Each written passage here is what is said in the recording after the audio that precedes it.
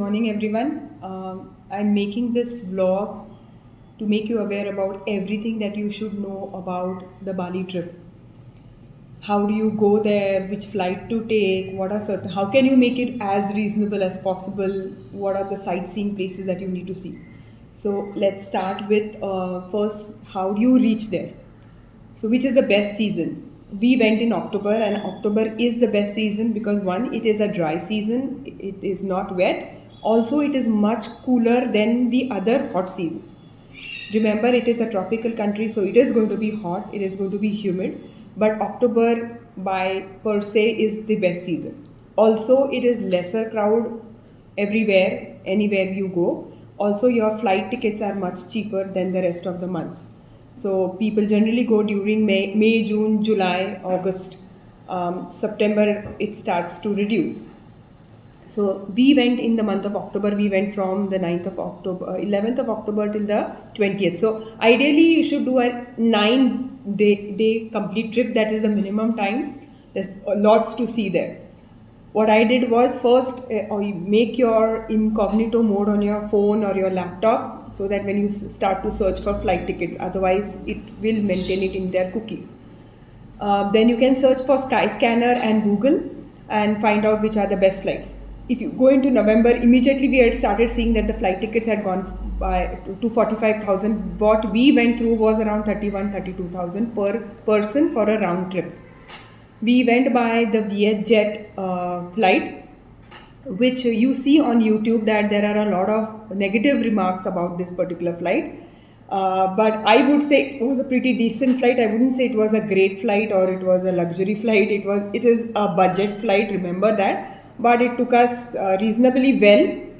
Not much of complaints I have to say over there. So I searched for on Skyscanner. I got these cheapest flights. Please remember that your flight has to be the same because there is no one flight. It is not a continuous flight from India to Bali. You will have to have a layover. So when we went by Vietjet, we had a layover in Vietnam. In the search of cheapest flights, you might miss over looking at what is the layover time. So please see that the layover time should not be more than 2.5 to 3 hours ideally. So your entire trip from Mumbai to Vietnam, because we went by Vietjet, took us 5 hours, and then there was a layover of 2.5 hours, and then 3 hours from Vietnam to Bali. This is an ideal flight for the cheapest flight, the budget airline.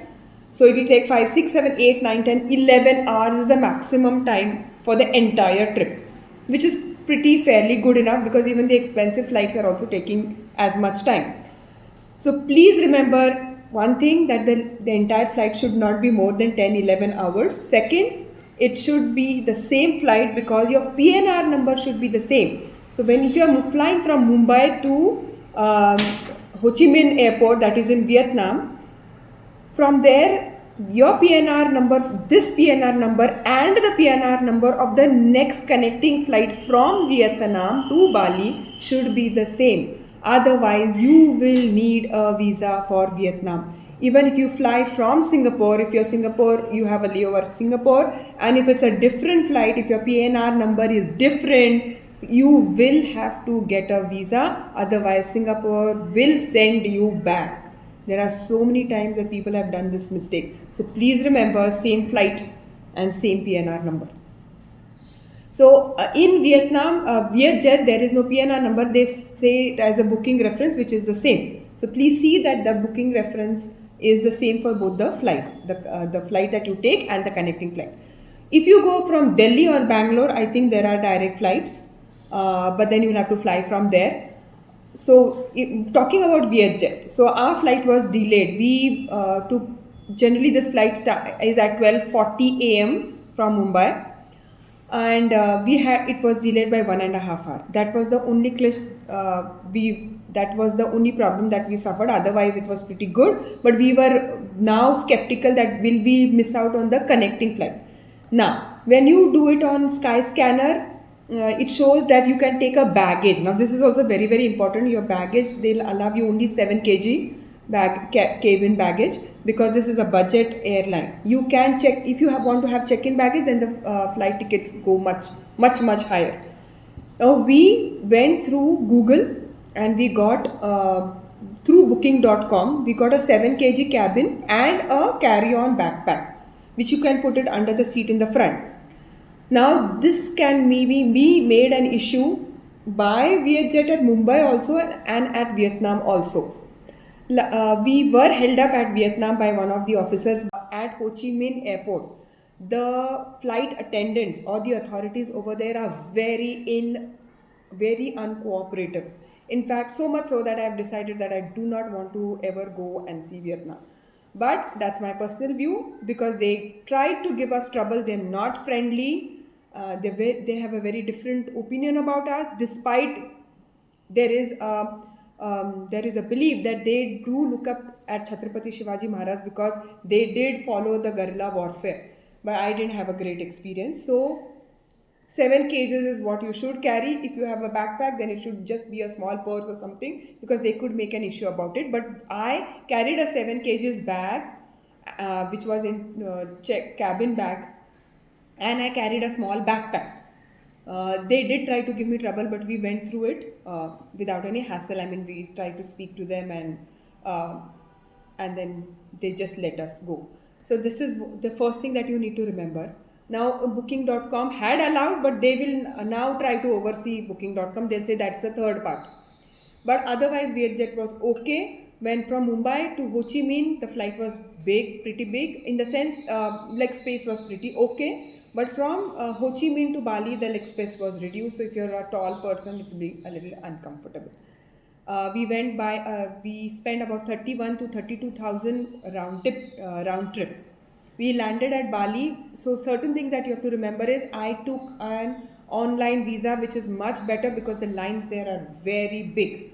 The visa is on arrival, but you should avoid it. You should take an online visa well before because then you reduce the lines. Afterwards, there are a lot of things at the airport wherein you have to download a health app wherein you have to declare your health history background, which is pretty easy. You'll understand it over there, and then you have to do baggage and luggage check-in. Check-in. No, there is a form where you have to declare that. That is also pretty easy, but you might have to get some help there if you're not tech savvy.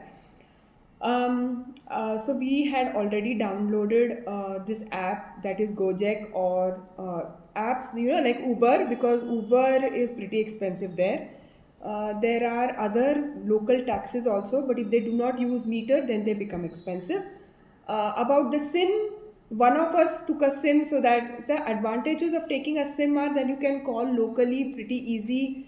Taxis are pretty easy to book, but what I did was I have a Jio, so I did a Jio international roaming right from in India itself because it takes 1 day to activate it.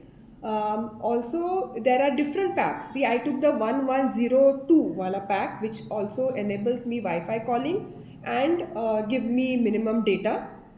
But there's another one which talks about calling and data, which is 1500. Do check that out. Maybe I can make another video about this, but this I'm just giving an overview. So before you land in Bali, you should have a roaming updated from here, activated from here, or you can buy a SIM over there. Okay. The airport does have a Wi-Fi free. You just have to see to it that you put it there and on it. We took a taxi from Ho Chi. When you land in Bali, that is Denpasar, you should try and take a hotel that is close by, so that you don't spend too much on the taxi, and then see the sightseeing for 1 day in Bali and then move on. I'll talk more about this in my later vlogs, but right now I just wanted to cover which flight to take. That was the flight that we took. What you should be careful about the PNR numbers, and how you should already have an activated roaming, or you can buy a SIM there. The SIMs charge the minimum is 1200. There are 700-800, but I would advise take one from a reliable source. Also, the currency, we took Vietnamese currency right from here, IDR. I live in Pune, so I went to Lakshmi Forex, that is in Aund, and they did a pretty okay card. We also took a card. Also, your debit cards which have like Neo, I wouldn't advise Neo. I have an RBL one. which gave me no markup charges over there. So you should carry some card of that kind, and you should carry minimum currency, like we took about 30,000 Indian rupee converted into IDR. So take some currency, cash, because many of them will not accept cards, and a card without a markup charge, and maybe a card with dollars in it, which you, because again there is no markup charge for a dollar. So I hope this much is easy to leave whatever you feel in the comments. If you have any queries, I'll be most happy to answer them, and I will eventually make a vlog on what sites you should see, how you should explore Bali for its beauty, more than doing the hyped places, because they are unnecessarily hyped. Thank you so much.